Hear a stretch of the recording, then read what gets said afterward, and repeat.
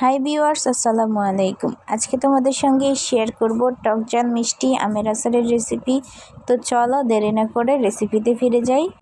আচার বানানোর জন্য আমি এখানে 2 কেজি পরিমাণ আম কেটে লবণ হলুদ মাখিয়ে তারপরে একদিন রোদে শুকিয়ে নিয়েছি। তো তোমরা চাইলে শুকাতে পারো, আবার নাও শুকাতে পারো। আর এখানে আমি কড়াই বসিয়ে দিয়েছি, এতে আমি দিয়ে দিচ্ছি 250 গ্রামের মতো সরিষার তেল। এবার এতে দিয়ে দিচ্ছি সরিষা বাটা 1 চামচ পরিমাণ, আদা বাটা 1 চামচ পরিমাণ, আর দিয়ে দিচ্ছি রসুন বাটা 1 চামচ পরিমাণ।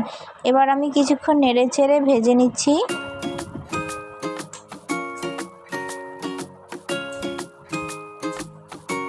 আর এই তো ভেজে নেওয়া হয়ে গিয়েছে। এবার আমি এতে আমগুলো দিয়ে দিচ্ছি। আমগুলোকে দিয়েও আমি খুব ভালো করে নেড়ে চেড়ে মশলার সাথে মাখিয়ে নিচ্ছি।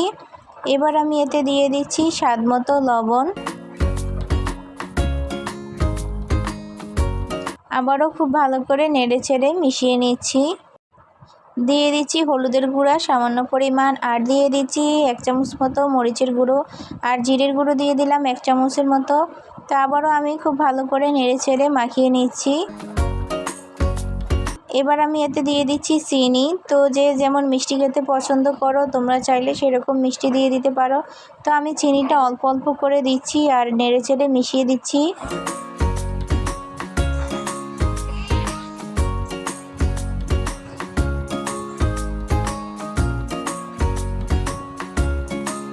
আবারও চিনি দিয়ে নেড়ে চেড়ে মিশিয়ে নিলাম। তো এবার আমি এভাবে চুলায় জাল করে নিব কিছুক্ষণ।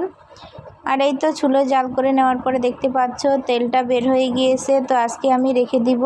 তো পরের দিন আমি আবার চুলার মধ্যে বসিয়ে দিলাম, দিয়ে আমি এবার জাল করে নিচ্ছি।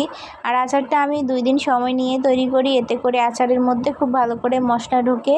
তো আবারও আমি চিনি দিয়ে দিচ্ছি, যেহেতু চিনির পরিমাণটা একটু কম হয়ে গিয়েছে আমার মনে হলো, তাই আবারও চিনি দিয়ে জাল করে নিলাম। আর এ পর্যায়ে আমার আচারটা তৈরি হয়ে গেছে।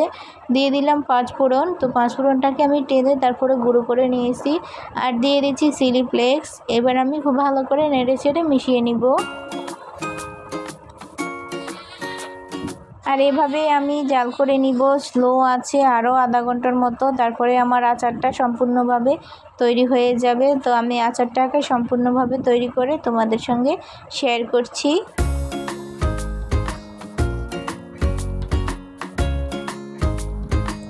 আর এই তো দেখতে পাচ্ছ আমার আচারটা একদম তৈরি হয়ে গিয়েছে। তো আমি এবার চুলা থেকে নামিয়ে ঠান্ডা করে নিচ্ছি। আর এই পর্যায়ে আচারটা খাওয়ার জন্য একদম তৈরি হয়ে গিয়েছে। আর দেখতেই যতটা লোভনীয় হয়েছে, খেতে কিন্তু তার থেকে অনেক বেশি মজার। তো তোমরাও চাইলে এভাবে আচার তৈরি করে নিতে পারো। আর এই আচারটা খেতেও অনেক মজা, টকঝাল মিষ্টি আচার। তো তোমরা চাইলে এভাবে তৈরি করতে পারো।